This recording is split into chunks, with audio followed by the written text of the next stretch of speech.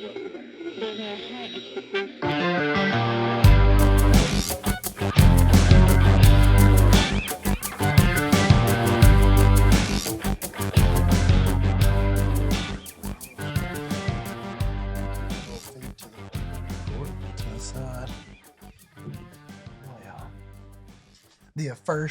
first official podcast with a name.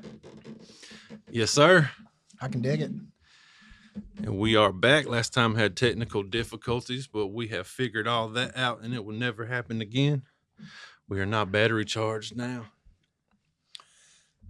We're turbocharged. So, people, we want to officially welcome you to Coherent Nonsense. It's a podcast about something. All of it. All of it. All the stuff.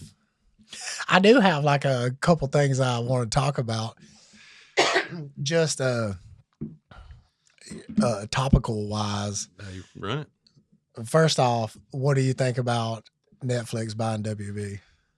You mean, they've owned WWE. You mean WB. WB. That's what I said. That's what you said. Oh. I think the craziest part to me is really what Netflix started out as to being as big as they are to buy Warner Brothers. Like the fact that how they're like one of them things that like literally changed the game in the world. It's just one of them level of things. Oh yeah. That's what I read last week, like when they were doing the acquisition and, you know, thinking about buying it. I read they needed to make like they needed to get a loan, but the majority of their bid was in cash. For real. And WB sold for $82+ billion, 82 and some change. Yeah. So how much liquidity does Netflix have? They got most of it in cash. They got $50 billion liquid. Just sitting around? Just crazy. They're about to ruin cinema. How will it affect us, the consumer? The first thing that I thought was, how does it affect DC? That's my first initial thought, is because essentially they can bring back the Snyderverse. Yeah, the first like what are they going to do with James Gunn? Like, because now they own WB, which owns the DC Studios, which subsequently owns James Gunn, and then they can try to restrict him or, retard his vision for the DC universe. Yeah. All I can tell you is the little headlines I've seen going around social media. And I read that before they finalized the deal, they canceled a handful of Zack Snyder projects. Then I've also read that they're going to leave DC intact, like exactly how it is. But I mean, that's what I'm hoping. Yeah, that's what I would hope too. But yeah, like, what's it going to be for HBO Max? Oh, well, MK think that's going to stand, or you think they'll combine? I think they'll do what Disney did with Hulu. Yeah. Which ain't Hulu disappearing? I think but you know, Hulu is always been dubbed as next day television. More than a streaming service. More than a streaming service. So like the integration of it into Disney's platform is a bit easier. But I would assume Netflix now will take on HBO's the way their stuff is structured on the streaming site, where they have dedicated areas to DC or Cartoon Universe, because they own all that stuff. Yeah, I mean Cartoon Network. It's kind of how Disney Plus is formatted, which I think is better. You just go to Star Wars, go to Marvel. Yeah, exactly. All that so stuff. I assume it'll probably be that way. And Mary Catherine was already watching something today that was on Netflix. She was watching it on Netflix, and it said an HBO original. Yeah. As a movie called Love and Death. Yeah. Well, that or a series rather. Boy, they quick with that. Bro. And then, well, you know how much I love wrestling. So here's what's fun to me. So, last January, Netflix got WWE Raw. They started doing that. Well, now they've bought Warner Brothers. Warner Brothers owns HBO. HBO owns the streaming rights to AEW. So now, not in a way, Netflix owns all the streaming rights to AEW. So you can watch all your wrestling in one. Yeah, well, so far AEW ain't like I don't. Well, you can go to like some of the past programming and watch their stuff on HBO, but they don't do like WWE, like on the ESPN app and how Peacock used to be, where you can watch the live pay-per-views. They still do a pay-per-view model. You got to pay an extra $30 or $40 to watch the AEW stuff. But the weird thing is how territorial WWE has always been. But now there's nothing stopping from you watching an AEW commercial during Raw. Oh, just to promote it? Yeah. And that's a fun thought, which I don't think. I mean, but I don't like the model of acquiring an IP and then DLCing me for it. You know what I mean? Like, don't make me pay extra when. That's what I'm hoping. Like, when at the beginning of the year when UFC goes to Paramount, like I'm under the impression that the pay-per-view model is gone. And yeah, it's going to be like how WWE is. It's you just on there. Yes. So I'm hoping there's not going to be any kind of pay to watch feature. Yeah, I don't think it's going to be with UFC. I don't know why AEW still does that. I mean, like that's going to be the proverbial nail in their coffin.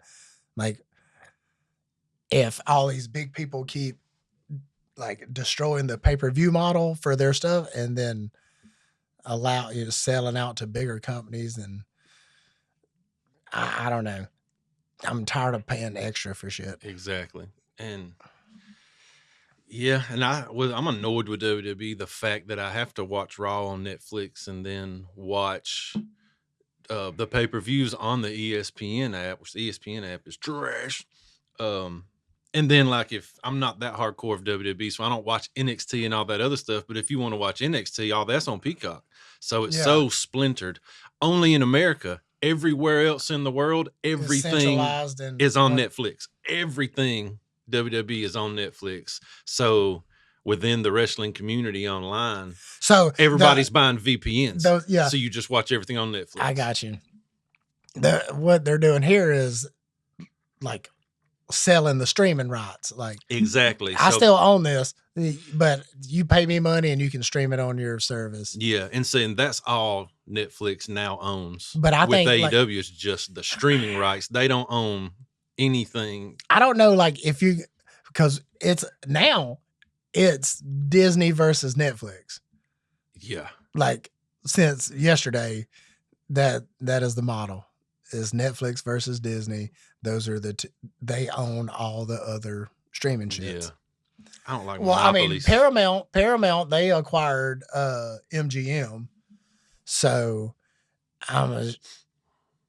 which is okay. But that's a Viacom company, and Viacom, I think, maybe owned by BlackRock, which is one of the 3 companies that own everything in the entire world. Yeah. So imagine, like, I think entertainment,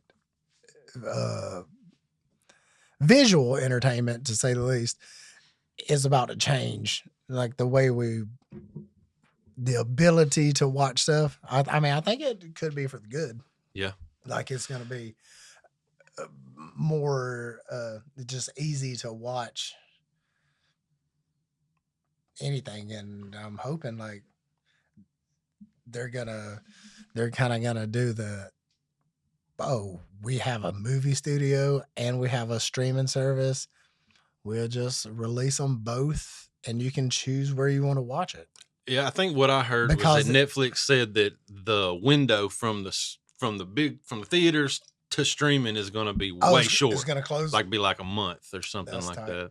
Because I mean, there's movies, there's 100% movies that I want to watch that in the theater. Yes.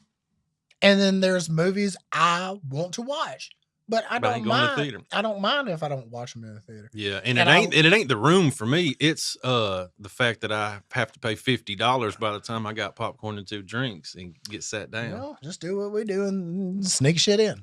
I would do that too, but I still gotta have my popcorn. Oh no, that's what we buy popcorn and like 2 drinks, and then sneak in candy and drinks for all the cheering. Yeah, but you go to ATM, popcorn, 2 drinks, $42. We went and watched Zootopia 2 last weekend when it come out. Cute, good to death. Oh, yeah, the first one was fantastic. The second one's like as good, if not better. Well, here we go. I'll watch it as soon as it hits Disney Plus, baby. It was super good. Like, and you know, all the kids had like a soft drink and a candy that we're sneaking in. And then me and MK, we buy 2 drinks for me and her, 3 large popcorns. I think it was $42. And she gets the teacher discount. Like that's why it was $42. Yeah. That's silly, man. Wild. And back to the streaming thing. I hope they don't price gouge just because they got the monopoly. I literally told him. It's like we're back to cable. I said cable. Grief. No, it's a goddamn Netflix about to go up to $150 a month. Yeah. It's like charter all over again. Yeah. Nah, I think they see the model because Netflix has lost a lot of subscribers, I think, like in the last couple of years. Yeah. Because he's just been kind of fucking shit up. Like like cinema wise, like we're just gonna spend $100 million on this bullshit ass movie. Like, what's the Chris Pratt and well, let me be politically correct. Millie Bonnie Bon Jovi. Millie Bonnie Bon Jovi. Like The Electric State or whatever. Yeah. Like that movie was okay. Like it's not memorable at all. It's very forgettable. $100 million budget, $200 million budget, probably. Like that's what I'm worried about. Netflix having this amount of power. And when I say, are they going to mess up cinema? Like, you're just going to just put a bunch of money into some bullshit. I don't want that. Like, give me the opportunity to, or the public rather, to dictate maybe what we want, like the Snyderverse, like how the internet did Deadpool. Yeah. The Snyder, like that in that kind of realm. How does that work without ticket sales? Bro, streaming? I think it works better specifically because now they have studio power on top of streaming studio power. Yeah. So I don't think the theater versus the home market is really going to matter much. Like I was saying, there's movies I want to watch in the theater and there's ones I want to watch at home, and they have to get better at which ones are they going to put in the theater and which ones are they going to put at home. I think it makes it better for us in the long run if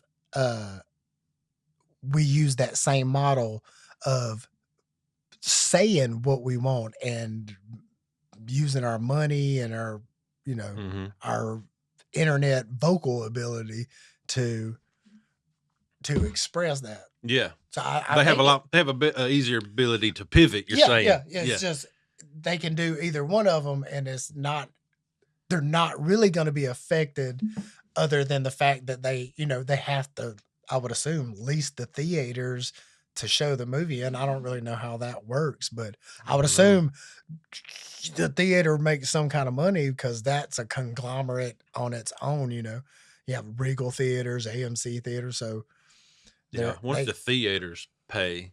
I would have Like said they pay Netflix to have their movies in. Oh like yeah, the finale of Stranger Things. yeah, definitely. Which I'll definitely be watching that at home. I'm not going to theater for that. That's definitely how it works. But then the movie releases are going to have to like counter the availability of people to come watch the movie at the theater, because now everybody's like, I don't like. So you're saying that could come down? They could get cheaper because it's so much. It'd be so much easier to stay at home. Yeah, so much easier. So like, it's got to get more competitive.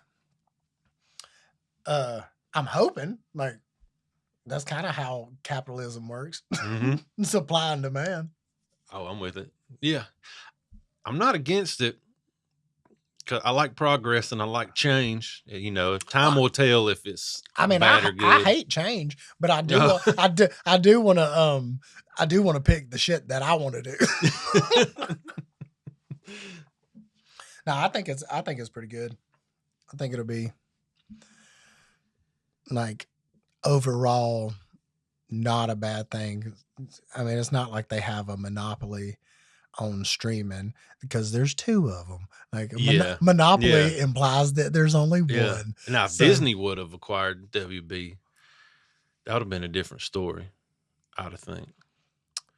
I mean, but really, all right, WB, they got all Batman, all DC, Harry Potter. They got the rights to that Nemesis game engine, that AI game engine. Oh yeah, that did Mordor.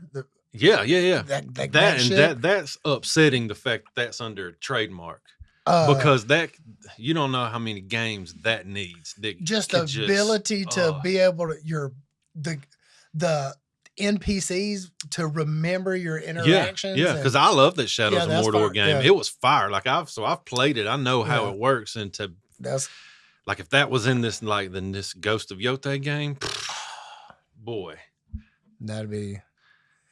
It's already a 10 game. It'd make it a 12. That makes that ability alone makes the replay value so much greater. You take because you might not have the same interactions ever. Yeah, exactly. But now you can add AI on top of that, because I think video games and NPC stuff is going to be like, for me in my life, the funnest application of AI when it's fully integrated into a video game like that, and it's can drive the story. I bet you GTA 6 is going to use it. It goes far beyond just paying a hooker for sex and then beating the money back out of her. She gonna remember it. So I'm not getting in the car with this John.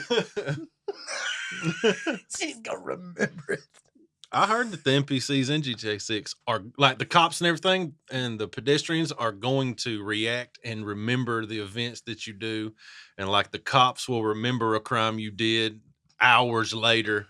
Oh yeah, so your star can just go up at any point being recognized. Yeah. Social media, you'll be put on their internet. They're gonna have to introduce some kind of stealth. Mm-hmm. It's gonna be crazy. GTA 6 is gonna change the world. Hey, I seen that there's gonna be a bunch of gay representation in the game. The memes that are funny to me is when they're like, that's what I've been saying. Yeah, when they're like, there'll be pride parades in there and everybody's like rubbing their hands like, oh man. That dude coming behind the tree. Time to polish up my rocket launcher for this one. Yeah. I'm not saying I condone that, but I'm saying I might participate. It is conducive for hate crimes. I wonder if the being able to earn money in the game translated to real world money is going to be a thing. That's what I heard. I really heard that, like, especially if crypto or anything like that becomes like a for real thing. Like you'll be able to get a job. That's a fiat currency. Yeah. We already got one of them shits. It's called the dollar. Yeah. You'll be able to get a job in the game and then earn money within the game, and then like some kind of exchange rate to convert that into your digital USD. Oh my God. GTA 6 is the antithesis of Wally, where everybody's just fat riding Yeah, around in those yeah. chairs. And see, I don't want to say Ready Player One because honestly, Fortnite's the closest thing to Ready Player One. Dude, I'm But ready. that's as far as the IPs. I can't not see it going that way. You know what I mean? Exactly. Like, because we already live in that age that people spend more time online than they do in the real world. 100%. Like, which, I mean, if you're not doing goddamn kitty crimes and cyber crimes and shit, then I guess it's fine. You know what I mean? Like, if you're not trying to talk to my son on goddamn Roblox,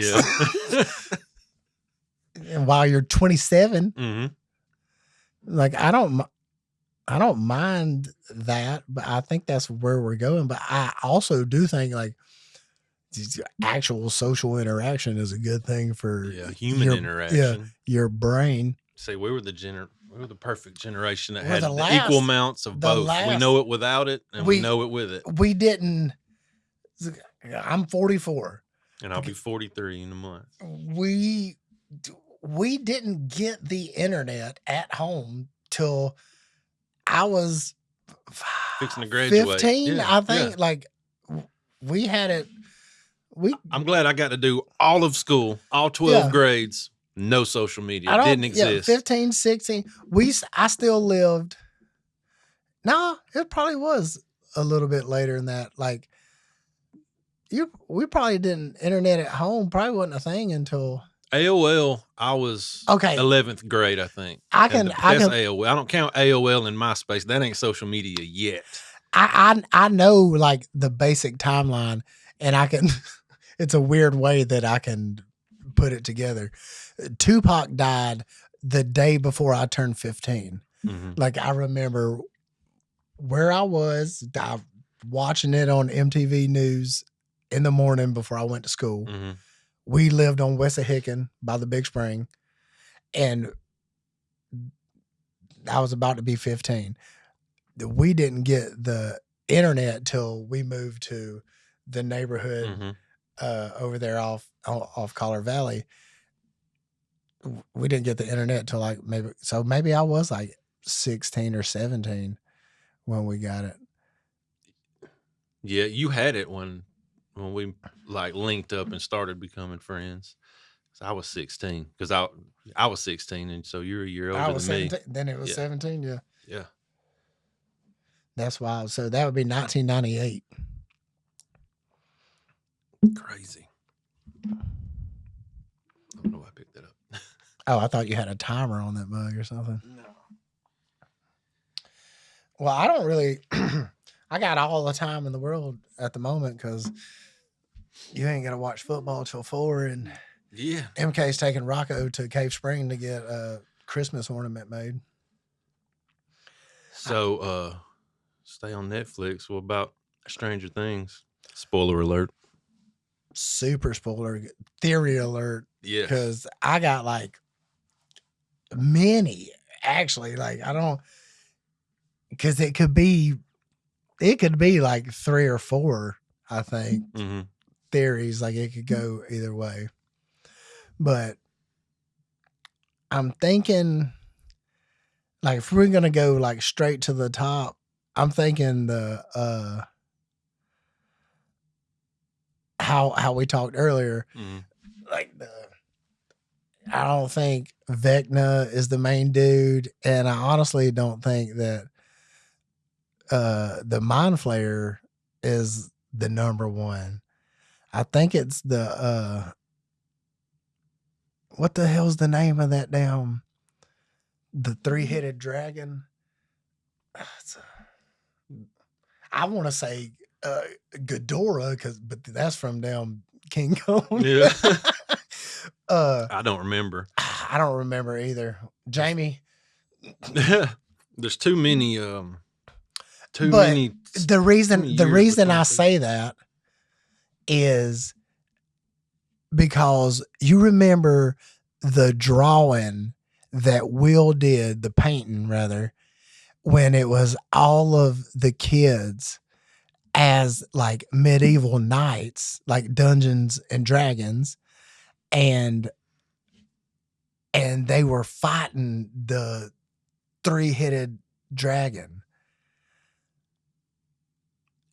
Mm-hmm.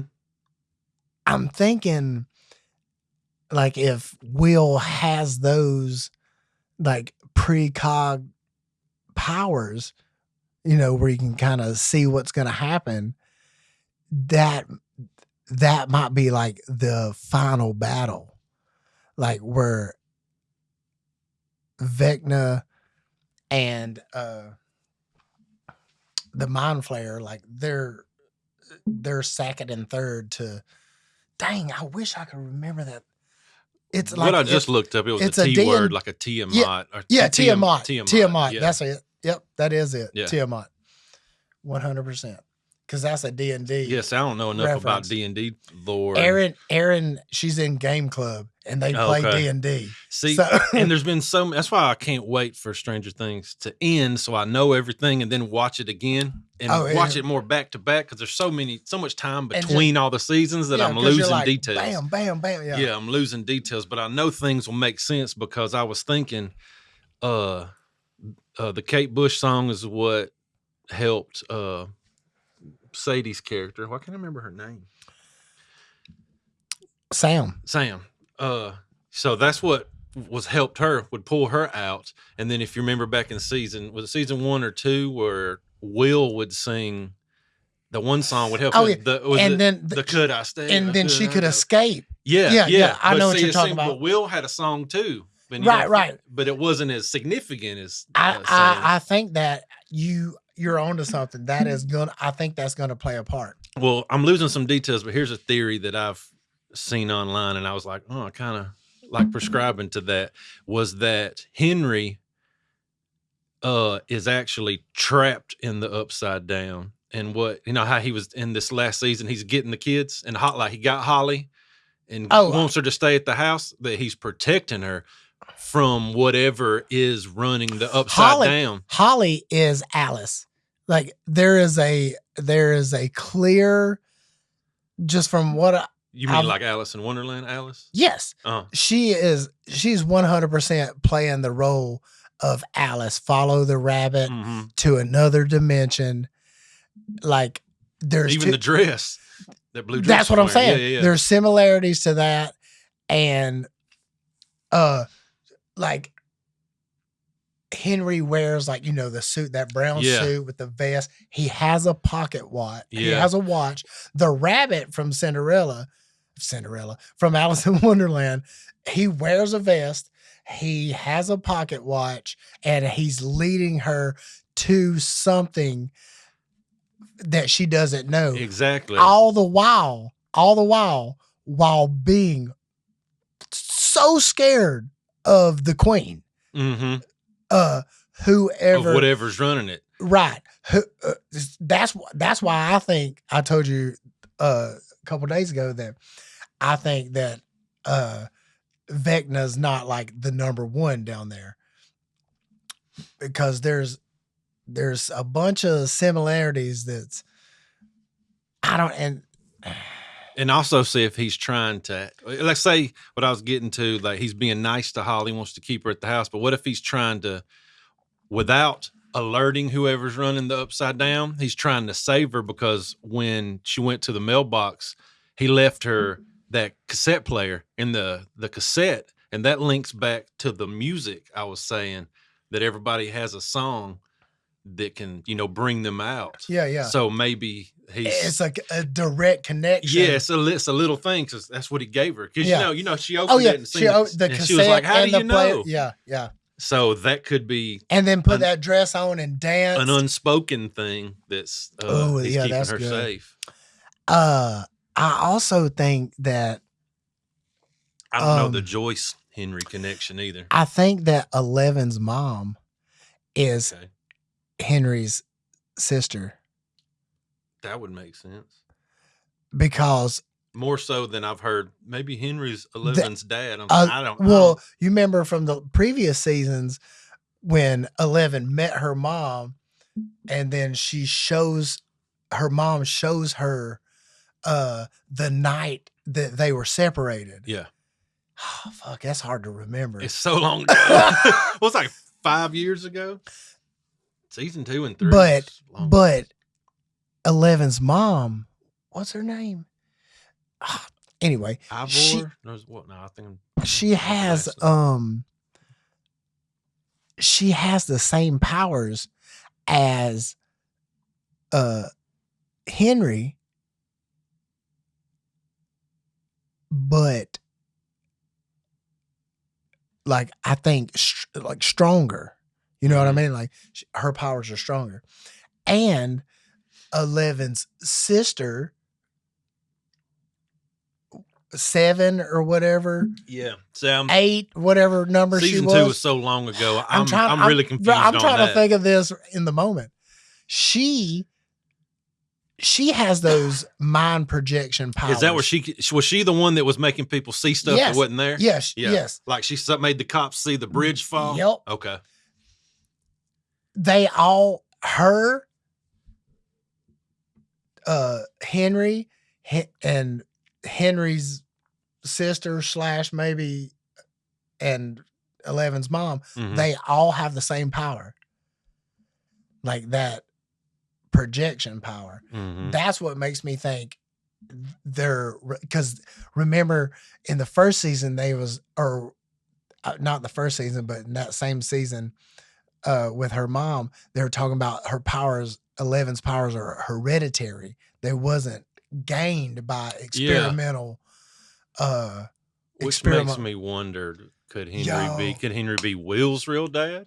That's the Joyce connection, because Vecna's not really messed with Joyce in the same way. Because wasn't in that flashback, Joyce was standing in the hallway and then she was like looking at Henry as in like affectionate way. I don't know. Yo, that's crazy. I know one thing, this shit better not goddamn end with they've been playing Dungeons and Dragons. The whole time? They better not. Yeah, what if in the first season when they were kids, they filmed that scene and that's really going to be the last scene? No, it's got to be more clever than that. God, they got to be more clever than that. I forgot that there was no back on this stool and I almost sat back. Oh. Bro, we're about to have a bloopers moment with no camera. I mean, I would have laughed at first and I'd been worried about you. You're like, yo, but if you'd have been fucking up my light. If you'd have been okay, then I would have been hilarious. That's funny.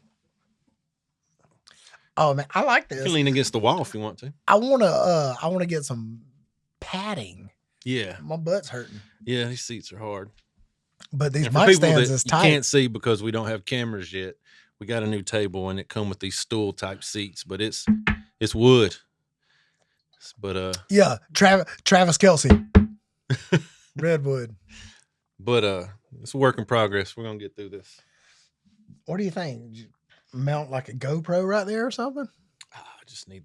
Oh no, we need a little damn tripod with put our phone. We just need 3 iPhones. We both got one. 3, you would do multiple angle. What are we on a sitcom? Oh, I got this. I got Jerry this. Seinfeld. I know how to do this. Multi-camera. Know how to do this. Oh no, yeah, I definitely would not question. We're gonna get it. It's all good. I know. I've been wanting to like try to think of topics to talk about, but I also like the freestyle, just the way we've been doing it. I don't want it to be too structured, but I do want to get into like some crazy shit. Like I want to talk just like the dumbest coherent nonsense that we could possibly talk. We'll get there. Cause I'm just glad I got so this table much. so I can drink my coffee now. So who you think's gonna come out on top today? We're talking about the football game. Yeah. Well, I know what you hope. As an Alabama fan, I'm way more scared of Georgia than I think Georgia should be scared of us. But it seems like Alabama always has their Georgia's number. So yeah, for sure. What was it last gonna time? be Like interesting. 24-21 or something? It was super close last. I don't know time because they played. I'm not hardcore fan to the part of being tribalistic about it because Can I just say though, but it seems almost traitorish that you're born and raised in Georgia and you like Alabama. Like if you was born in Alabama, Well, I have family in Alabama, but here we go. Here we go. If you need me to explain it, I give you my fandom. So I grew up not giving two cares about football, really, or sports. Yeah. Never watched it. And it wasn't until I was in my early 20s that I even started watching football. What got me watching football was, one, my dad loves it so much that it was a way for me to just spend time with him. Oh, yeah. But it was Michael Vick's second year of the Falcons. That's what got me into football. Because he was just... Yeah, he was entertaining. Black dudes is like exciting. Well, you know, him being a quarterback, him being so fast and explosive, you not knowing if he was going to run the ball, pass the ball. Oh yeah, that really brought a lot of eyes, especially to our state team. You know what I mean? Like, yeah. So he sucked me in. Like that's what spending time with my dad came first, and then because he was a hardcore Falcons fan, so that's what I was watching. And then Michael Vick, that just got me entertained. I would ask my dad questions as the game went on, and I learned football. Yeah. And as I learned it, and once I learned the game and I knew what I was watching, then it became really entertaining. And then, you know, all of our friends always liked college better than pro. So I started off as a Georgia fan, and I'm still a Georgia fan. I'd say they're my number 2 team. I don't hate them, and I'm not tribalistic about none of it. Yeah, that's what I think. Like, I think like everyone should be like, even if your home team sucks, like, yeah, you got to pick a team. Yeah, I mean, I get Georgia, what you're saying. Georgia was the default because we live in Georgia. Yeah. My dad likes Georgia. The majority of everybody likes Georgia, so I felt like that's what I was born into. But as I started to watch more college football and like it and get into it more than NFL, I was like, I want to find my team. Let's see if I gravitate towards any other team. So I spent a whole season like watching every game that I could just to see who I would lean towards, who would I pull for. And then our friends were kind of split. Oh yeah, because Raffy and Christian, so Raffy, they all love Alabama. Parker, all of them were Bama fans. Yeah. And even Clint was a hybrid fan, Georgia, Alabama, like I was. So I was a Georgia fan, kept watching, and about, I don't know, the 3rd or 4th season of me paying attention to college football, it was one Alabama versus Georgia game, and I was watching it with my dad. And I don't know. Before then, I would watch, every time I would watch an Alabama game, I would find myself pulling for Alabama. And then, I mean, they be beating ass, dude. During that one game, it was the Alabama and Georgia, and my dad's pulling for Georgia, and I'm like, I felt it in me, something deep in me. I was like, I'm pulling for. You got to be, yeah. I'm pulling for Bama. It made me feel like I was finding my own identity separate from my dad. I wasn't following the team I was told I had to follow. Right. So I was like, I found them on my own. I mean, and then, like you said, they was beating the brakes off people. And, you know, and I started watching college when Tim Tebow and Gators were beating the brakes off everybody. I mean, and when you're talking about, that is like the beginning of Alabama's dynasty. Yeah. Like, it ain't like you, I guess, technically jumped on the bandwagon because it was. Even if I did, this whole time I've been waiting. No, I'm saying like, you know, you have to have a. Yeah, I had a reason. I had a record yeah. to have a dynasty, but you become a fan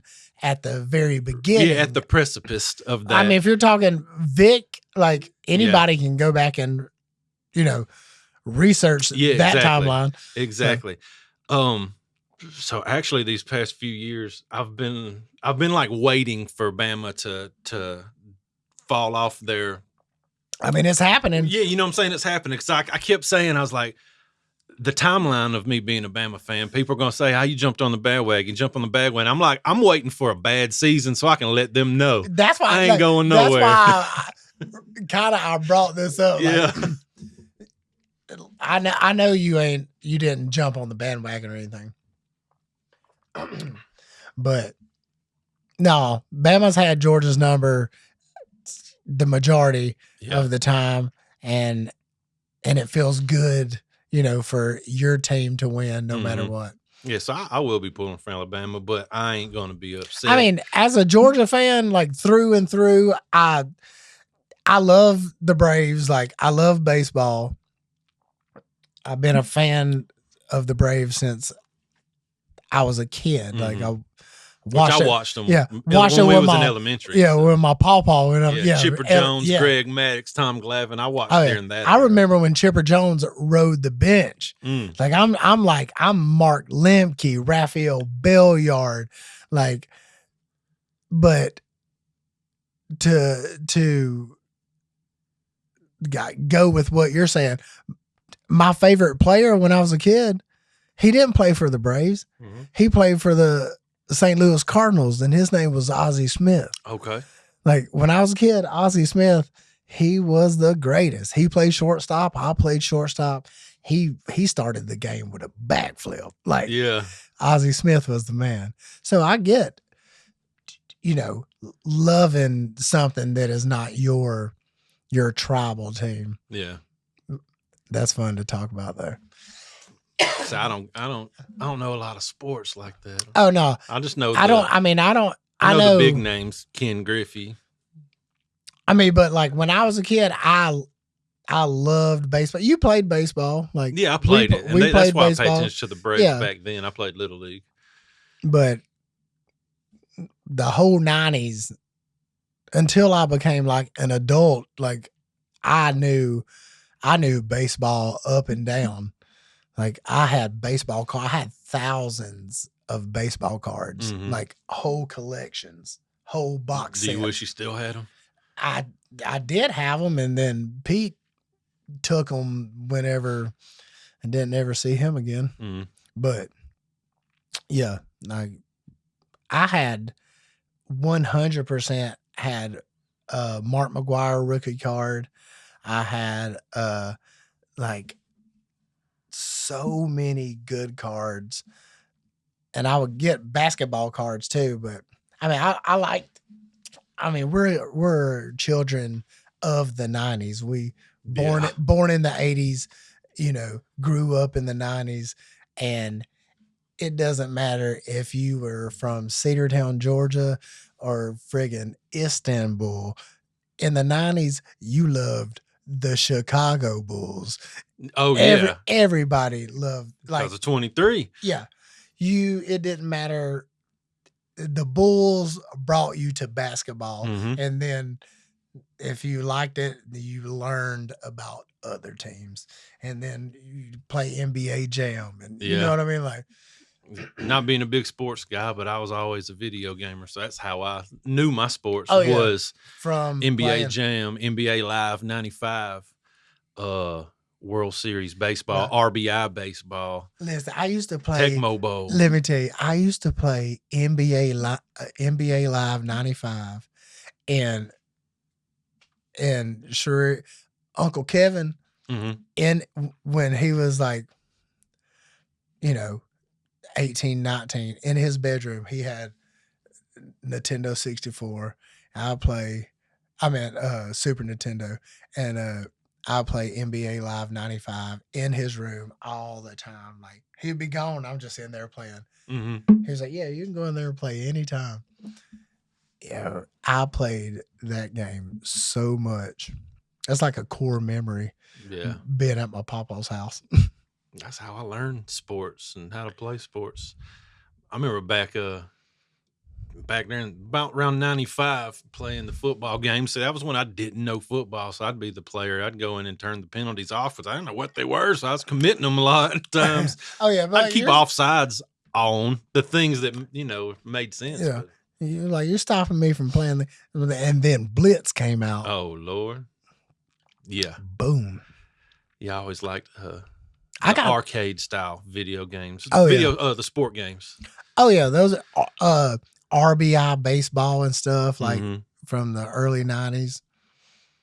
Do you remember Base Wars on regular Nintendo? It was baseball but robots. And when like you would instead of like sliding into the base, you would literally have to fight. It'd be like a fight sequence. And I remember the batter that would like spin around with that boom. And yeah. Kind of look like Johnny Five with the boom. Yeah. Oh, and had the tracks and stuff. That's on the arcade machine.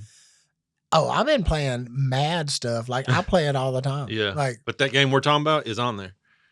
I go through it randomly and add games like to the favorites list and stuff because it's weird that when I first got it, Coin Ops would like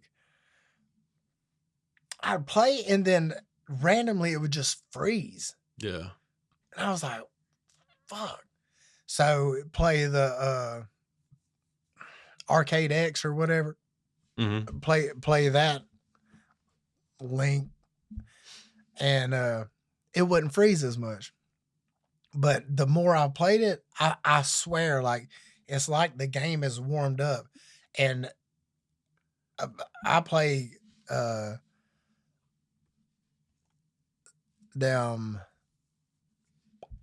anything really, and it does it fine. Yeah, doesn't freeze. None of the games I had in the favorites list ever froze on me. Some of the obscure ones that's where I go. Like I play the Coin Ops, favorites one, but because it's just emulators. So a certain game's emulation might be a little broke, buggy, but you can kind of tell from the video that is playing when you select it because it used to, if you would go through, you would scroll through the titles too fast, like it might freeze doing that. Like if you're like, just holding the joystick up, but that shit you learn, don't do that anymore.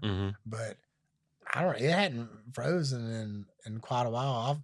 I've sat there by myself and beat Sunset Riders in one go. Yeah. Beat all of it. That was the first game me and Shree sat there and me and Rocco's beat it together. Yeah. Like I play with them all the time. Because what I love is, them. You realize I put 720. You remember that? The skateboarding game 720? Yeah. Like I put that on the favorites list. Like, oh man. And see, for that arcade machine, what we're talking about is the At Games Legends arcade machine. They used to sell at Sam's and all that. They still sell it, but I had a modded one that had every arcade game ever existed on it. And up until everything, including PlayStation 1. Yeah, everything. And then I traded it to Johnny Loudmouth here for this old Gibson guitar because he don't play guitar. Yeah, but I had a badass guitar for the last 30 years that I didn't play. Yeah, a Gibson Victory. They don't make that anymore. But anyway, that's what we're talking about. But this arcade machine, they have the gun. Oh yeah, the laser guns. Yeah, but I looked them bitches up. Got them like $400 for two of them. It's because they're not in they don't actually make them anymore. The light guns. Light guns. Yeah, I always wanted that because boy, yeah, that would bring a whole nother life to it. Oh my god, I'm gonna get them. Oh yeah, I'm gonna because I think you can actually buy the foot pedal too. Because like Time Crisis? Time Crisis, yeah. Where you duck. Yeah. But you push the button and you stand up. It's like original Super Hot. Yeah. Fire. Speaking of Super Hot, I've been thinking about hooking the PS4 back up with the VR. You got the Quest too? Yeah, but like I got way funner games on the PlayStation. Yeah. I don't know if I can go back to the cord that the PSVR had. What I did, I would literally just run it like behind me, in between like my feet. Mm-hmm. Like I would run it out like the full length, back it up, and then take like 2 steps forward. Mm-hmm. And then, I mean, because you ain't moving around really like you are with the Quest. Yeah. But the firest thing on the Quest, like for families, is this game called Acron. You ever played it? I remember you telling me about it. Man, that shit's so fun. Like it is like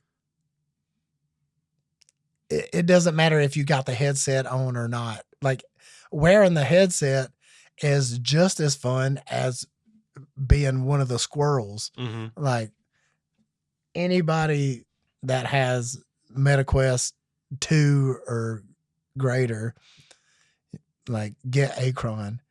It's super fun for the Yeah. whole family. I I think like at least 4 people can play together. Yeah, I think so. I really I want mean, to no, get. at least 2 people can play together, but maybe like 4 or 6 people total.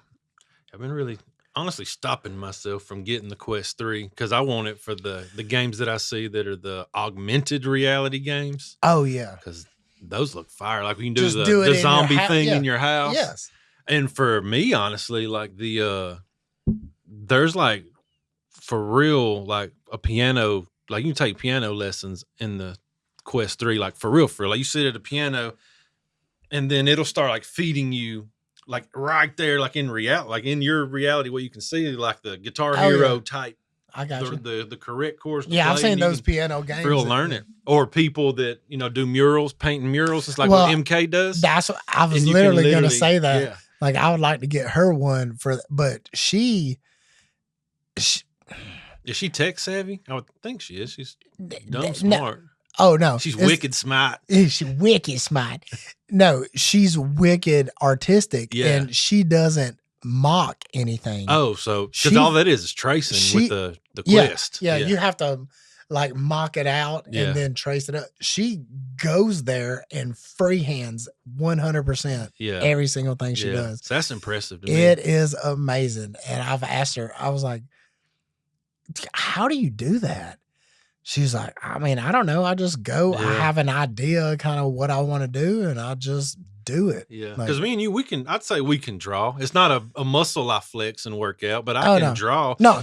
But as far as blowing something up to like a big scale, like on the side of and a wall. And then proportioning, I can't, that blows my mind. I can't do it. I've watched her. I've watched her take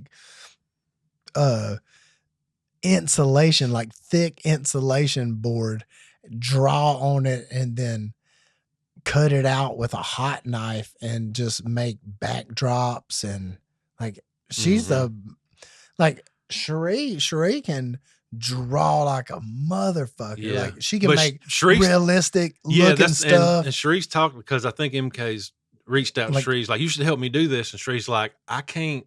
Like the cartoon stuff you do, I can't do that. If you want something to look like a real person, that's what I do. Yeah, MK can like cartoon anything. Yeah, I can see, and she probably already does this. She probably shines at building like play sets. No, I mean for like a play, like a Broadway play type of sets. She builds all the sets for all the play stuff they do at school. Yeah, of course. Already. Yeah. Like, yeah, it's amazing. Like, that's fire. I sit back and I'm like, you want me to help you paint something? Like, I cannot fathom. Like, you just sit back and compliment her, just keep her morale up. Look at it and just be like, I'm gonna do this, bam, bam, bam, and be fire and symmetrical. Yeah, like I don't know. I can draw a skull, few ICP emblems. Like, nah, that's fire. I gotta pee. We can pee. You can pee. Let's take a break. All right. Pee break. We'll be right back.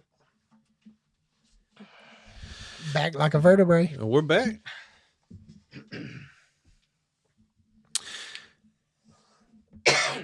Oh. Well. Where was we at? I don't even know where my phone is. We was at MK painting. Yeah, I'm done with that though. Man, what's next? I remember our first episode was right after Halloween, and we are 3 weeks away from Christmas. Yeah. Time needs to slow down. Yeah. I don't know. Has this Christmas season felt like Christmas season to you? It ain't kicked in for me yet for some reason. Well, all our kids are older. Yeah. So we're trying to stop bottom shit. Like, I say that to say this. We told them, like, tell us something you want and tell us something you want to do. Mm-hmm. Like, let's do experiences. Let's go do some stuff rather than let's buy some stuff. Mm-hmm. Like, let's go make some memories. That makes sense. I mean, we do that. Like, I mean, that's kind of been our motto the whole time me and MK's been together. Yeah. But now that they're older, you know, they 16, 15, and about to be 14 it's better to go let them pick, you know, something they want to do and we'll go do it. Like, yeah. There's not much more shit I can buy them. Yeah. And my kid, this Christmas season has been, I think it don't feel like Christmas to me because like Nico doesn't want, we've been asking him, what do you want for Christmas? You know, we need to start getting you stuff. He's like, I don't want anything.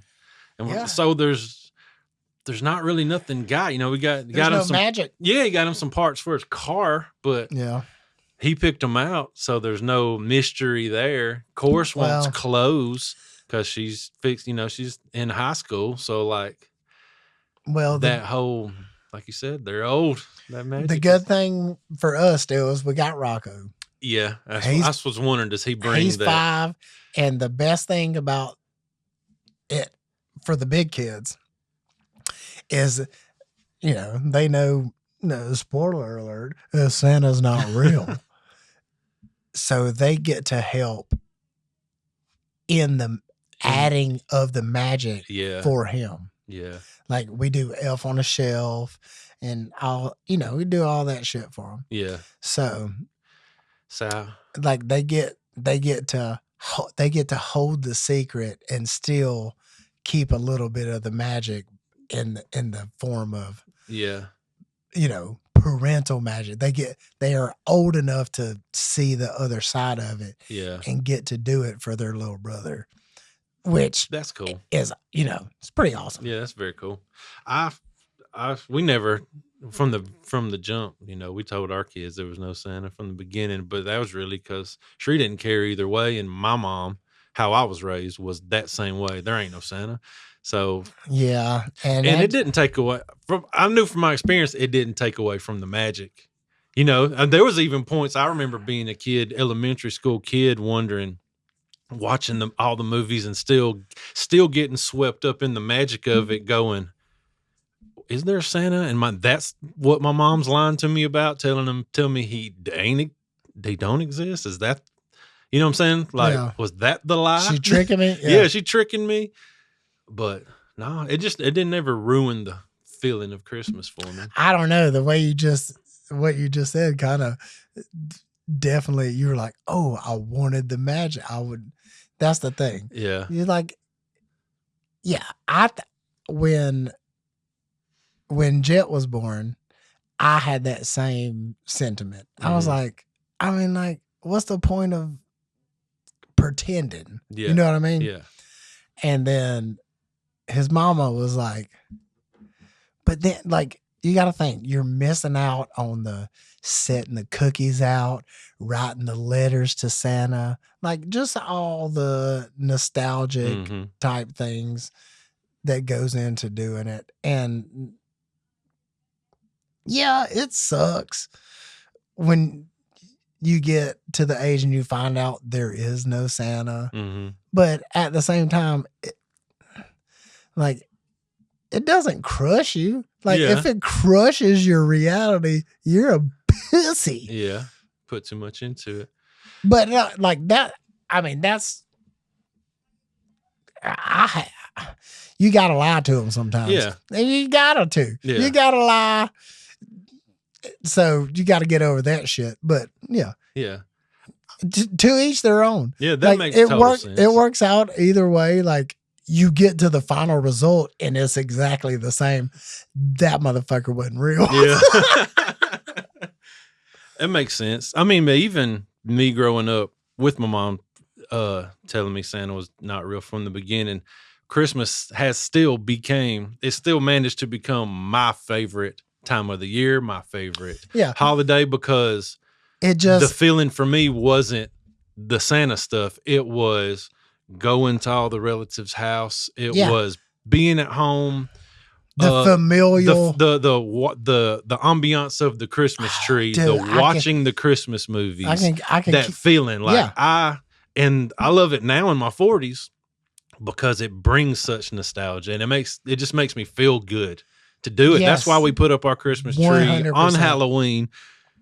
Only because I need 2 months of it. The 1 month ain't enough. Yeah, like December 1st to December 25th. That ain't 25 days ain't enough ambiance for me. Yeah, I fully agree. Which I like. We put the Christmas tree up and we have the house decorated and stuff, but we don't actually start watching the movies and stuff until after Thanksgiving. Right. Yeah. Us as well. Today, Rocco hollered from his room, "Dad, do you want to watch Home Alone 2?" And then I said, it's like the Cat Williams meme. Yeah. As a matter of fact, I do. Why, yes, I do. I'm like, yes, I do. Uh-huh. And I'm so ritualistic. Like, let's watch Christmas movies. Let's put the chocolate chip cookies in the oven. Hot chocolate if you want hot chocolate. Let's go. Let's go. And I want it to be cold. Like, finally, it's kind of cold out there, but when I'm wearing shorts, year, I wore shorts on Christmas. When I'm walking the dog outside and I'm wearing shorts and it's 75 degrees and I'm looking in the Christmas tree, I'm going, this ain't right. I'm like, first of all, speaking of Home Alone 2, why the hell would you go to damn Florida for Christmas? Yeah, see, I'm glad it rained on their ass. Yeah. I can put in some input on that because Christmas. I don't want to see no palm trees at Christmas. I want to see Christmas trees. Yeah, well, and Christmas for me is home. And I don't want to take a vacation for Christmas. That don't compute in my brain. No. If you like Christmas is cold. Yeah, if you like doing that, more power to you, but I ain't gonna be there with you. Can't do it. No, I don't. My favorite place is my house. First of all my shit is there. Yeah, they say home is where the heart is. I say home is where my stuff is. Yeah, home is where all my stuff is. Yeah. And guess who else is there? My family. Yes, that's what I want. Contrary to popular belief, there is people who love their families and want to spend time with them. Mm-hmm. Like I couldn't imagine. I have no extracurricular activity hobbies like other than this. Yeah. Like, no, I'm trying to hang out at home. Yeah. We ain't got to do shit. Yeah, there ain't nothing, especially with how the world is now. There ain't nothing out there for me. I'm trying to play a game. Yeah. Like, all I need's my music studio, my video games, and my family. I'm talking like we got hella board games. Oh, yeah, I mean, your games, video games, board games, whatever. Cards, just play some cards, play some Uno. Oh, we go upstairs and I'm like, yo, who's trying to have I don't know if you ever played X-Men Atom on the arcade. Yeah, it's I played that X-Men arcade, the arcade. Not like the scrolling. Oh, okay. This is like a fighting game, like Mortal Kombat. Oh yeah, like the Marvel versus Capcom stuff. Yeah, but it's called X-Men Atom, and yeah, that shit. There's only probably like 12 characters. We play that shit like tournament style. Yeah. So I got Jet into maximum hang time. You remember? Yes. You remember hang time? Yeah, the NBA games. Yeah, NBA Jam. But yeah. The reason we don't play NBA Jam is because on the arcade machine, the hang time, the controls are in line. Like you only need 3. Well, you can change the controls. I know, but like you got to do a little bit of math. Yeah, some paperwork is involved. You got to remember. Okay, I want this to be this. And this to be play this game. It plays exactly the same. The controls are super easy. Yeah, but oh yeah, me and him's been playing whole games. Because you gotta each quarter you got another quarter type. But I have enjoyed that arcade machine 10,000-fold more than that guitar. So Perfect. like it was Then the trade was worth yeah, it. like it is. I have no qualms about the trade. Because I love the guitar. And I don't miss the arcade machine. Well, I had my time with it. I had 3 years with the arcade machine, and then it's just in my way in the studio. Yeah, I had 30 years with the guitar, and the only thing that ever happened was you restrung it for me. So it worked out. It worked out pretty good. Yeah. I brought some life to it. Man, that's crazy. That Vic, he bought that for me for my 15th birthday. Mm-hmm. So, like, next year, next September, will be 30 years that guitar has been in our family. Yeah. Now. And it's going nowhere. Wow. It'll go from me to Nico. That's it. Have you got it back? Yeah, I've had it back. Oh, yeah. I remember you texting me. Like, is it lighter or heavier? Or is it still heavy as fuck? It's the same. Yeah, I mean, I didn't know if they cleaning it wasn't going to make it lighter. No, crazy. There could have been 30 years of dust in that bitch. I think there was. No, my guitar guy said it. I mean, he had it done. New pickups and stuff in it. Everything. What he did was gutted it, cleaned it out, and then he was, if anything needed to be resoldered or replaced, he was going to replace it. Once he cleaned it, he said everything was good to go. It plays perfectly. So it is all the original stuff from like 84. All the original pickups, all the original pots, everything. And it plays fantastic. And it's heavy, just like a Gibson. I mean, it's no heavier than a Les Paul Custom. That bitch was mad heavy forever. Yeah, it is. I like it. I think it's an 81 model. I'm pretty sure it's 81. Something. It's early 80s. Because they only made it for 5 years. Well, maybe that was the first year. It's a Gibson Victory VX. Yeah. The X is because of the 10 pickup settings. I did my research on it. Nice. Well, and in its current condition, it's actually like a $4,500 guitar. Damn.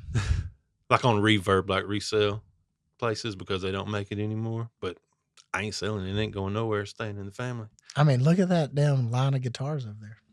Yeah. We're recording in my music studio. That's why there's guitars everywhere. Yeah. Yeah. Success. That's funny. Well, we can go and put the end of this one. I think we're past an hour. Get us something to talk about next time. Oh yeah, next time I want to talk about aliens and the Bible. All right. Can we do that one? Yeah. Aliens in the Bible or and the Bible? All right. I don't think there's aliens in the Bible. Are those called angels? No, the demons. But that'll be for the next podcast. What they call aliens. Oh, and the Anunnaki. And the Anunnaki too. All right. I'm gonna go full hard ancient religious. Yeah. We'll do it next time. Keep reading the Book of Enoch too. That'll be fun. Oh yeah. I ain't even started it. Oh yeah. Because I actually forgot I had it. Well, all right. We will catch you guys next time.